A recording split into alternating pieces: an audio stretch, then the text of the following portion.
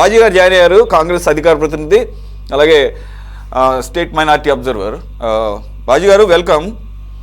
Already మీరు వచ్చేసరికే శ్రీకాంత్ గారు మాట్లాడుతున్నారు, అంతకుముందే తెలుగుదేశం అలాగే అనలిస్ట్ లక్ష్మణ్ గారు కూడా మాట్లాడేశారు. కానీ శ్రీకాంత్ గారు చెప్పింది ఏంటంటే సహజంగా పెరిగేటటువంటి ఈ అంచనా వ్యయాలు దేనికి పెరగవు, అన్నిటికీ పెరుగుతాయి కదా, దాన్ని వైసీపీ కారణంగా చెప్పడం అనేది అందులోని అసెంబ్లీలో అది కరెక్ట్ కాదు అనేది ఆయన మౌలికమైనటువంటి ఆయన చెప్పేటటువంటి పాయింట్. ఇక రెండోది వచ్చేసి మరి ఆయన భూములు అంటున్నారు, భూములకి ఏమి ఇక్కడ రూపాయి పెట్టింది లేదు, భూములన్నీ కూడా రైతులువి, రైతులు ఇచ్చిన వాటినే ప్రభుత్వం ఆయా సంస్థలు కేటాయిస్తుంది కాబట్టి భూములకి ఖర్చు అయిందనేది అంటున్నారు. అది నాకు అర్థం కాలేదు, అది మేబీ ఒక రాజకీయపరమైనటువంటి అంశంగానే తీసుకుందాం.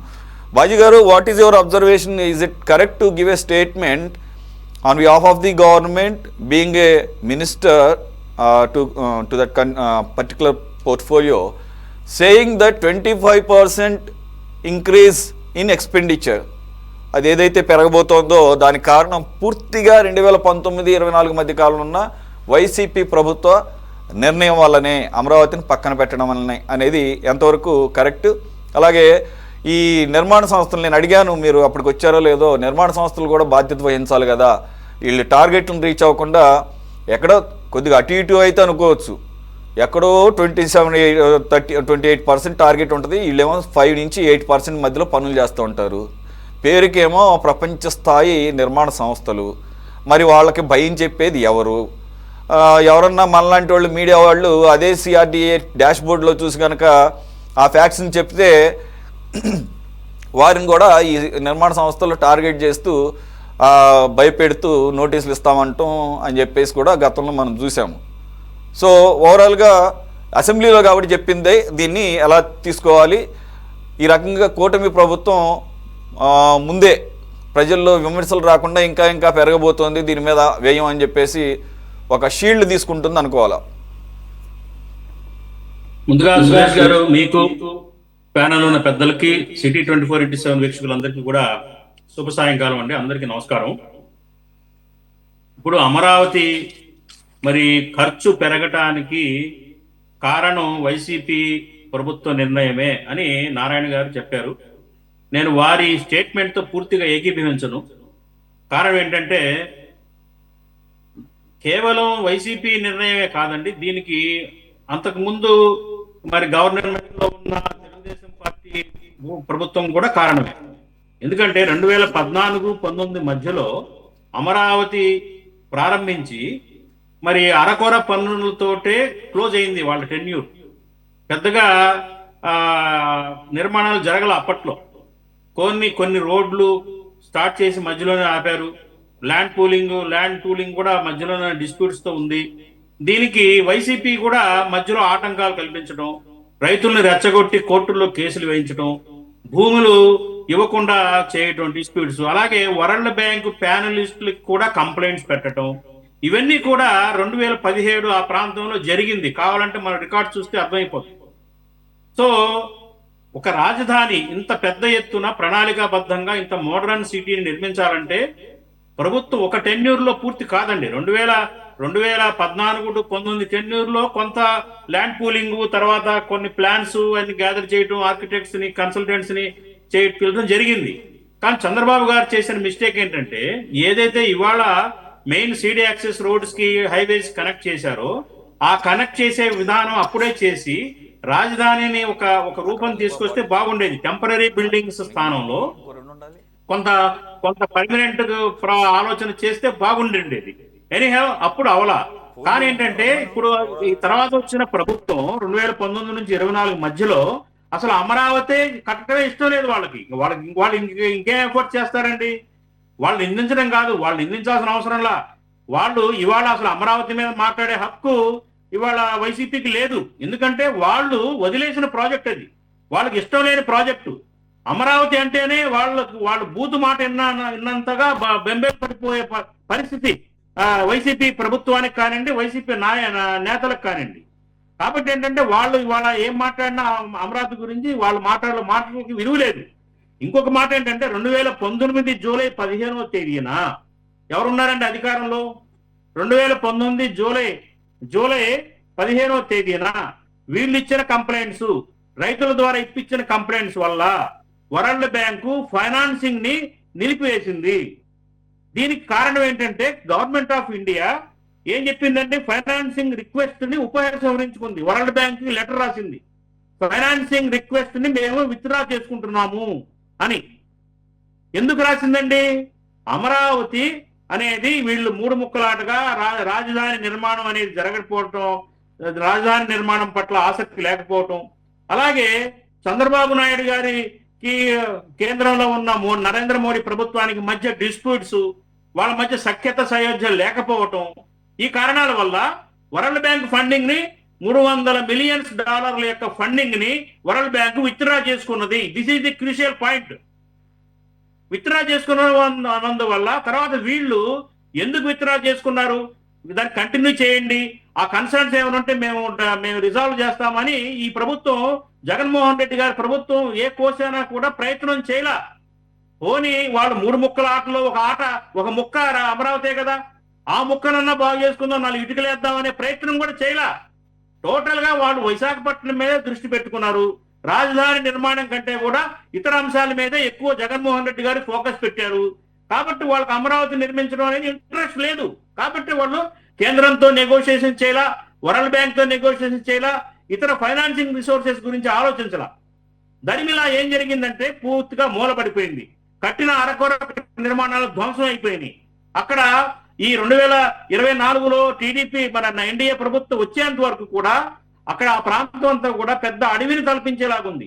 ఆ అడవిని శుభ్రం చేయడానికే 14-15 కోట్ల రూపాయలు ఖర్చు పెట్టారంటే వీళ్ళు టోటల్ గా నిర్లక్ష్యం అయిపోయింది. దాని టోటల్ నిర్లక్ష్యం చేశారు. ఇదంతా ఖర్చు పెరగటం కాదా చెప్పండి? ఇప్పుడు వైసీపీ ప్రభుత్వం అమరావతిని కొనసాగిస్తూ పోనీ అమరావతిలో వాళ్ళు ఎంచుకున్న మొక్క ఏదైతే 3 ముక్కల్లో ఒక మొక్క ఉందో ఆ మొక్కనన్నా అభివృద్ధి చేసే ప్రయత్నం అన్నా చేస్తే కొంతవరకు మనం హర్షించవచ్చు. ఇవాళ ఖర్చు పెరగడానికి కారణం ఏంటంటే మీరు పడకేశారు కదా, టోటల్ గా వదిలేశారు. మరి ఆ రోజు 2019లో 700 రూపాయలు కూలీ ఉండేదండి ఒక కూలీకి. ఇవాళ 900-1000 రూపాయలు కూలీ. ఒక టాపీ మేస్త్రి ఆ రోజు 800కి వచ్చేవాడు, ఇవాళ 1200 రూపాయలు లేని రావటంలా. అలాగే స్టీల్ కాస్ట్ కానీ సిమెంట్, ఆయనే చెప్తున్నారు సిమెంట్ కాస్ట్ 200 నుంచి 400కి పెరిగిపోయిందని. ట్రూ, స్టీల్ కాస్ట్ పెరిగిపోయింది, ఇతర ఇన్ఫ్రాస్ట్రక్చర్ పెరిగింది. ఇవన్నీ కూడా మరి ధ్వంసమైన ఆ ఫౌండేషన్స్ ని మళ్ళీ రిపేర్ చేయడానికి, మళ్ళీ అప్రూవల్స్ తీసుకోవడానికి డిలే అవుతుంది కదా న్యాచురల్ గా. కాబట్టి అవన్నీ డిలే అయింది. డిలే కారణంగా మనం మామూలుగా ఒక ఇల్లు కట్టుకుంటుంటేనే ఒక సంవత్సరం పాటు ఆపేస్తే 2 సంవత్సరాలు ఆపేసామనుకోండి, మధ్యలో ఖచ్చితంగా 3వ సంవత్సరంలో మళ్ళీ అన్ని ముళ్ళ పదలు కొట్టుకోవాలా, మళ్ళీ రిపేర్లు చేసుకోవాలా, మళ్ళీ మనం డబ్బులు పోగేసుకోవాలా, మళ్ళీ కాస్ట్ పెరిగిపోతుంది. ఇదంతా న్యాచురల్. సో దీనికి కారణం వైసీపీ కూడా, నేను కేవలం వైసీపీ కూడా కారణమే కాస్ట్ పెరగటానికి. మీరు అమరావతిని లేదా రాజధానిని పూర్తిగా వదిలేశారు, అక్కర్లేదనుకున్నారు. ఆంధ్రప్రదేశ్ రాజధాని అవసరం లేదని నిర్ణయానికి జగన్మోహన్ రెడ్డి గారు వచ్చేశారు. అక్కడ ఏదో 4 బిల్డింగ్లు వైజాగ్ లో కట్టుకుని అక్కడ బతికేద్దాం, అక్కడి నుంచి పరిపాలిద్దాం, నేను అక్కడే ఉండడానికి శాశ్వతంగా అనే భ్రమంలో ఉన్నారు ఆయన. కాబట్టి అమరావతి వదిలేశారు. కాబట్టి ఇవాళ ఈ దుస్థితి. ఖచ్చితంగా కాస్ట్ పెరుగుతుందండి. 40% మించి కాస్ట్ పెరుగుతుంది. నేను కన్స్ట్రక్షన్ ఫీల్డ్ లో ఉన్నాను కాబట్టి నాకున్న అవగాహనతో నేను చెప్తా ఉన్నాను. నేను కన్స్ట్రక్షన్ రంగంలో ఉన్నాను, నాకు అవగాహన ఉంది దాని మీద. 40% పెరిగి తీరుతుంది. ఎందుకంటే అప్పటికి ఇప్పటికి మెటీరియల్ కాస్ట్ పెరిగింది, ఆలోచనలు కూడా మారుతాయి సార్, డిజైన్లు మారుతాయి, ఆలోచనలు మారుతాయి, అన్ని మారిపోతాయి. కాబట్టి ఇవాళ మరి వైసీపీ కూడా కారణం నారాయణ గారు చెప్పింది పాక్షికంగానే నేను ఒప్పుకుంటాను, అంగీకరిస్తాను. కానీ అంతకుముందు 5 ఏళ్ళు కూడా వాళ్ళు నిర్లక్ష్యం చేశారు. టీడీపీలో కూడా నిర్లక్ష్యానికి గురైంది, టెంపరీ కన్స్ట్రక్షన్స్ అని చెప్పేసి. కాబట్టి ఏంటంటే ఇప్పటికైనా కానీ, ఇప్పుడు ఇవాళ ఏదో మీ వల్ల పెరిగిందా మా వల్ల పెరిగిందా అని కాదు, నేను ఒకటే అడుగుతున్నా వైసీపీ మిత్రుణ్ణి, ఇవాళకైనా మీరు అమరావతిని అంగీకరిస్తారా? అమరావతి రాజధానిగా కట్టడానికి మీరు హృదయపూర్వకంగా మీ పార్టీ, మీ అధినేత మీరందరూ ఒప్పుకుంటారా? దీన్ని కొనసాగించడానికి మీరు యాక్సెప్టెన్స్ ఏనా అనేది మీరు చెప్పండి బహిరంగంగా ప్రజలకు జవాబుదారీ. మీరు మాకెవరికి చెప్పక్కర్లా. మీ రాజధాని కావాలి అనే దానికి వైసీపీ సిద్ధమేనా? మావి గన్ను సోలి గన్ను ఏదో గన్ను రాజధానికి సంసిద్ధతేనా? కాదు అమరావతి సార్. సంసిద్ధతేనా? చెప్పండి. బాజీ గారు బాజీ గారు అలాగా సార్ బాజీ గారు, ఇప్పుడు మన శ్రీకాంత్ గారు చెప్పాలన్నా కానీ వారి అధినాయకుడి యొక్క ఆలోచన నిర్ణయంతోనే చెప్పాలి కదా. ఆయనే కదా తిప్పి తిప్పి కొడితే నెల 15 రోజుల్లో 2 నెలలు ఉంటుందేమో. ఈ మావిగాన్ కాన్సెప్ట్ వచ్చినప్పుడు ఆయన మీడియాతో మాట్లాడితే క్లియర్గా చెప్పేశారు కదా, నాకు ఇంత బడ్జెట్ దీని మీద పెట్టడం అనేది నా అభిమతం కాదు, కాబట్టి మేము వస్తున్నాము, వచ్చిన మొదటి రోజే మేము అమరావతిని ఆపేస్తున్నాము అని అంత క్లియర్గా క్లారిటీగా చెప్పేశారు. ఎగ్జాక్ట్లీ ఈ భయమే వెన్నాడుతోంది ఇవాళకి కూడా కాంట్రాక్టర్లకి. ఈ భయమే ఇవాళకి కూడా వైసీపీ వాళ్ళు బెదిరింపులే ఇవాళకి కూడా కాంట్రాక్టర్లని కళల్లో కూడా భయకంపితులు చేస్తుంది. ఇవాళ కోట్ల రూపాయలు ప్రభుత్వం నుంచి ఫండ్స్ రావాలి, వీళ్ళు ఇన్వెస్ట్ చేసి ఉంటారు, కొంత ప్రభుత్వం మొత్తం చెల్లించదు కదా కాంట్రాక్టర్లకి. ఒక 50 కోట్లు ఒక ప్రభుత్వం వీళ్ళకి జేబులో నుంచి పెడితే ప్రభుత్వం తర్వాత పే చేస్తుంది.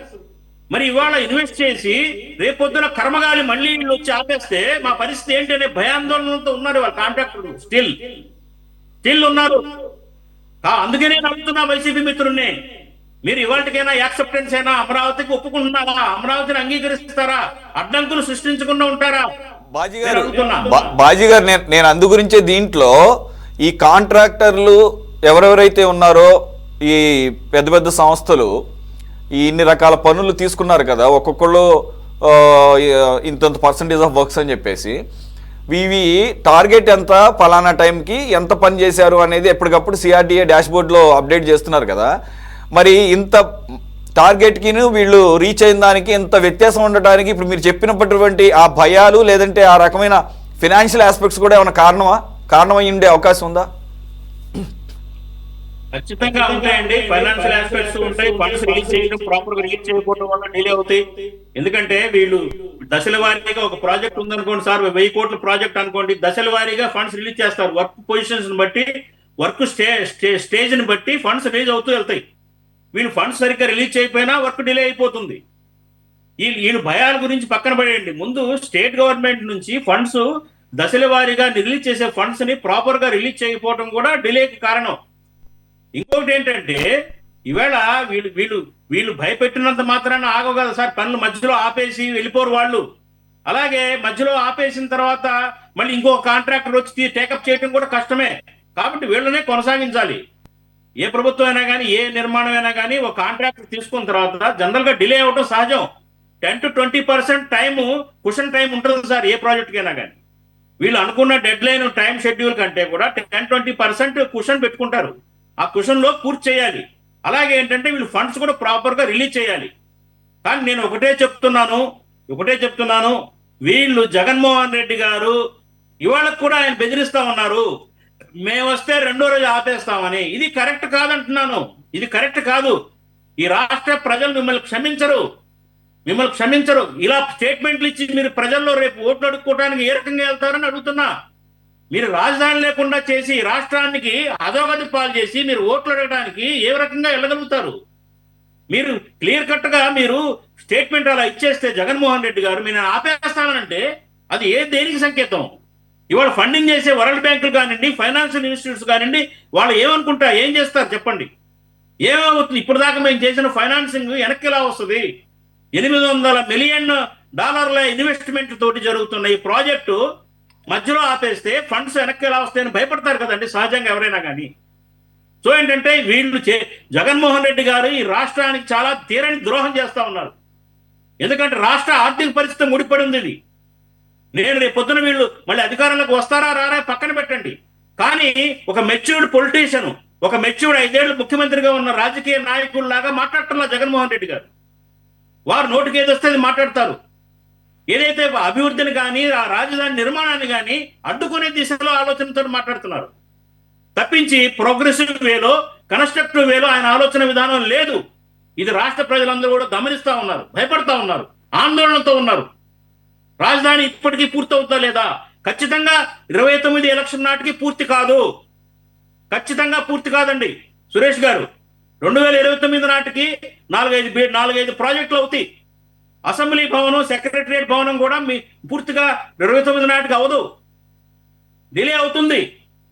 అయినా కానీ మళ్ళీ వీళ్ళు వచ్చి మళ్ళీ ఆటంకం క్రియేట్ చేస్తారేమని రాష్ట్ర ప్రజలు భయకంపితులు అవుతున్నారు. మళ్ళీ మన రాష్ట్రానికి తలలేని మొండిగా మిగిలిపోతుందా, ఈ జగన్మోహన్ రెడ్డి పొరపాటున వచ్చితే ఇట్లా చేస్తాడా అని రాష్ట్ర ప్రజలు భయాందోళన గురవుతున్నారు. రైట్.